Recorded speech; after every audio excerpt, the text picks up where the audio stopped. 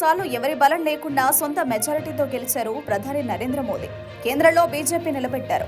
అయితే ఈసారి సీట్లు తగ్గడంతో ఏకగ్రీవ మెజారిటీ రాలేదు. ఏపీలో చంద్రబాబు, బీహార్ నితీష్ అండతో కేంద్రంలో ప్రభుత్వాన్ని ఏర్పాటు చేశారు.